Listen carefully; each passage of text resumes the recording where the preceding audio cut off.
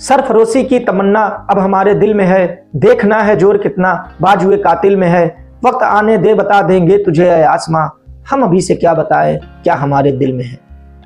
बिस्मिल साहब की ये पंक्तियां हों या इंकलाब जिंदाबाद के नारों की आवाज, इनको सुनते ही हमारे मन में मात्र 23 वर्ष के एक नौजवान की तस्वीर सामने आ जाती है।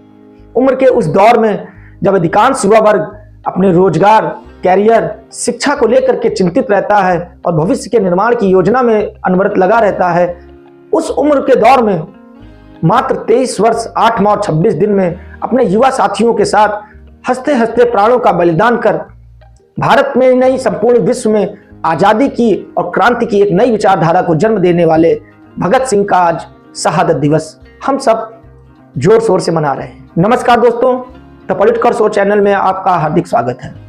23 मार्च 1931 का वह दिन जब भारत मां के 3 वीर सपूतों को लाहौर सेंट्रल जेल में जबरन फांसी के तख्ते पर लटका दिया गया। यह दिन आजादी के इतिहास में एक नया अध्याय लेकर के आया।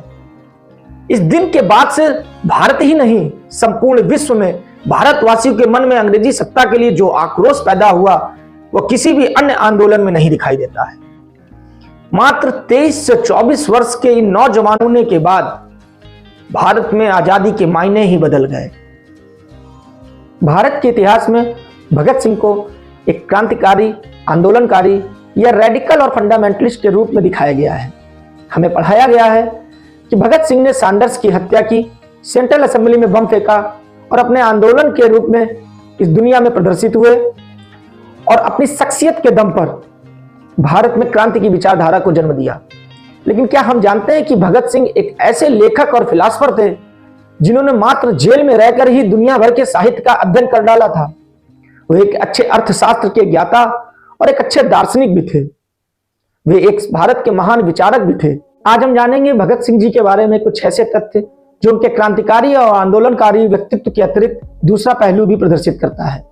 भगत सिंह का जन्म 27 सितंबर 1907 को वर्तमान पाकिस्तान में पंजाब में स्थित बंगा नामक गांव में हुआ था। उनकी माता का नाम विद्यावती कौर और पिता का नाम सरदार किशन सिंह था। बहुत कम लोग जानते हैं कि उनको देशभक्ति विरासत में मिली थी। उनके चाचा सरदार अजीत सिंह को अंग्रेजी सत्ता के द्वारा देश निकाला कर दिया। 13 अप्रैल 1919 को जनरल डायर के द्वारा जलियांवाला बाग हत्याकांड जैसी नृशंस हत्या का अंजाम दिया गया। उस वर्ष भगत सिंह की उम्र मात्र 12 वर्ष थी। यह घटना को सुनकर वह अपने स्कूल से भागकर उस हत्याकांड स्थल पर पहुंचे और वहां की मिट्टी को एक छोटी सी शीशी में भरकर घर ले आए। यह उनकी देशभक्ति और समर्पण की भावना का एक पहला पहलू था। यह दिखाता है कि देशभक्ति की भावना उनको विरासत में मिली थी। जब उस समय लोग अपने खेतों में अनाज को बोने की बात करते थे तो भगत सिंह जैसे व्यक्ति अपनी मिट्टी में बंदूक को उगाने की बात किया करते थे। यह उनकी देशभक्ति का एक दूसरा पहलू। भगत सिंह ने लाहौर स्थित नेशनल कॉलेज से अपनी पढ़ाई पूरी की। उनको हिंदी, अंग्रेजी, पंजाबी और उर्दू का तो ज्ञान था ही, साथ में मराठी और बांग्ला का भी अत्यधिक ज्ञान था। भगत सिंह पर महात्मा गांधी के विचारों का अत्यधिक प्रभाव था, लेकिन वो असहयोग आंदोलन के वापस होने से बहुत ज्यादा आहत हुए। उन्होंने दृढ़ निश्चय लिया कि वह एक अलग संगठन की स्थापना करके भारत में अंग्रेजी सत्ता की हुकूमत को उखाड़ फेंकेंगे। इसके लिए उन्होंने सबसे पहले नौजवान भारत सभा की स्थापना की। इसमें उन्होंने अधिक से अधिक युवाओं को जोड़कर क्रांतिकारी विचारों को प्रसारित किया। उसी समय देश में काकोरी कांड नामक एक घटना हुई। इस घटना में राम प्रसाद बिस्मिल सहित 4 क्रांतिकारियों को मौत की सजा सुना दी गई और अन्य 16 लोगों को कारावास दिया गया। इस घटना से आहत होकर के भगत सिंह ने चंद्रशेखर आजाद के साथ मिलकर 1924 में हिंदुस्तान सोशलिस्ट रिपब्लिक एसोसिएशन का निर्माण किया। इस संस्था का प्रमुख उद्देश्य भारत के व्यक्ति को जागृत करना था और एक ऐसे भारत का निर्माण करना था जिसमें इंसान का शोषण न कर सके। उन्होंने इस संस्था के द्वारा नौजवानों के मन में एक नई विचारधारा का जन्म दिया और अपने साथ बहुत से नौजवानों को जोड़ा और अंग्रेजी सत्ता के हटाने के लिए प्रयास करना शुरू किया। कुछ समय बाद वर्ष 1928 में साइमन कमीशन भारत आता है। इसका देश भर में बहिष्कार किया जाता है। साइमन कमीशन बहिष्कार के फलस्वरूप देश भर में जगह जगह पर प्रदर्शन होते हैं और इन प्रदर्शन में पुलिस के द्वारा लाठीचार्ज किया जाता है।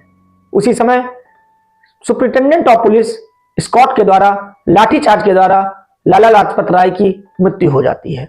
इस मृत्यु से भगत सिंह बहुत आहत हुए और उन्होंने अपने साथियों के साथ मिलकर उनकी मृत्यु का बदला लेने का निर्णय लिया। 17 दिसंबर 1928 को स्कॉट के मारने की योजना बनाई गई।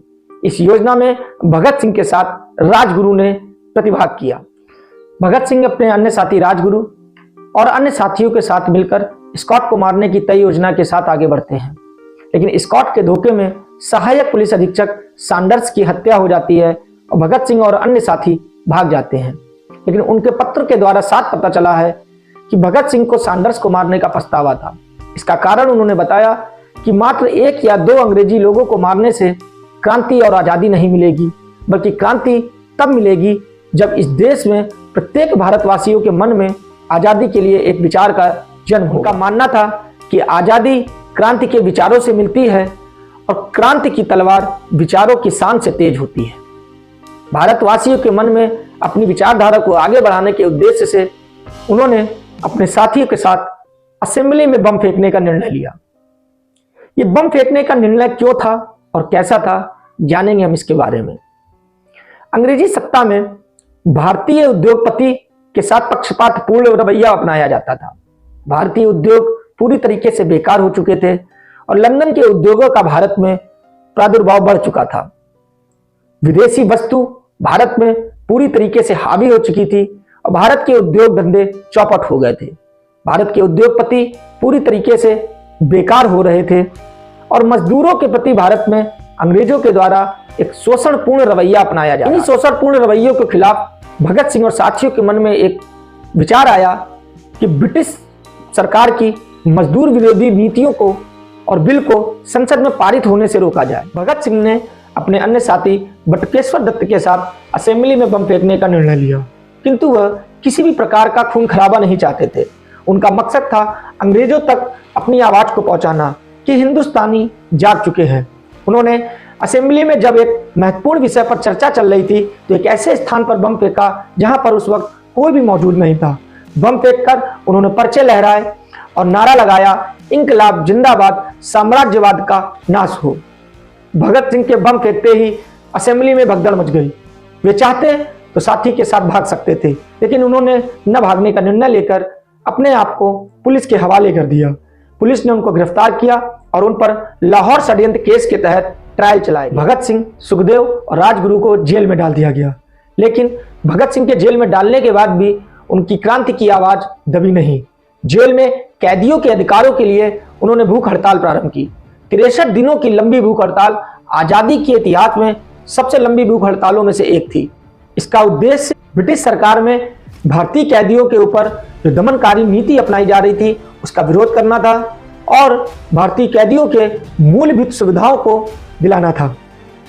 इस भूख हड़ताल के दौरान जतीन्द्र नाथ दास की मृत्यु हो गई। इधर 26 अगस्त 1930 को ब्रिटिश अदालत द्वारा भगत सिंह को आईपीसी के द्वारा 302, 120, 129 और उनके अन्य साथियों को विस्फोटक पदार्थ अधिनियम के अंतर्गत अपराधी सिद्ध कर दिया गया।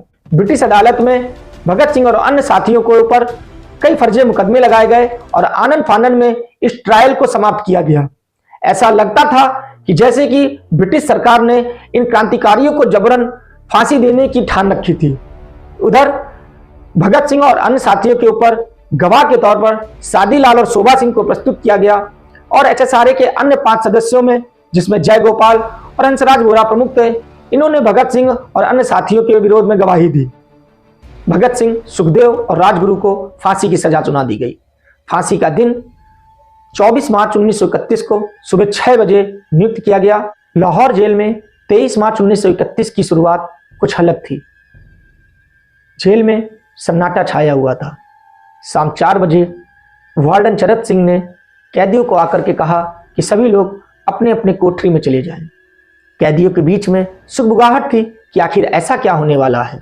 उनको कहा गया कि ऊपर से आदेश है। धीरे धीरे कैदियों को यह एहसास हो गया कि इन क्रांतिकारियों को आज नियत समय से पहले ही फांसी दी जाने वाली है। ब्रिटिश सरकार इनकी प्रभाव से इतना डर गई थी कि उन्होंने नियत दिन 24 मार्च 1931 की सुबह 6 बजे से 11 घंटा पहले 23 मार्च 1931 को शाम 7 बजे ही फांसी देने का निर्णय लिया। अंग्रेजी हुकूमत ये जानती थी कि यदि सुबह 6 बजे का इंतजार किया गया तो भारतवासी इतने आक्रोशित हैं कि वो अपने इन नन्हे सपूतों को फांसी में नहीं जाने देंगे और अंग्रेजी सरकार का दमन करके ही मानेंगे। जेल में भगत सिंह की कोठरी नंबर 14 का फर्श भी पक्का नहीं था। उसमें एक जगह भी इतनी कम थी कि 5 फीट 10 इंच के भगत सिंह का शरीर भी उसमें बहुत ही कम समाता था। जैसे ही कैदियों को यह पता चला कि आज भगत सिंह को फांसी दी जाने वाली है, उनमें एक होड़ से मच गई कि इन क्रांतिकारियों का सामान उनको मिल जाए। कुछ उनके पेन की तरफ भागे तो कुछ में कंघा की तरफ। उनको ऐसा लगे कि इन सामान को मिल करके वे अपने आने वाली पीढ़ी को ये जरूर दिखाएंगे कि देखो वे भगत सिंह के साथ इस संघर्ष में शामिल थे।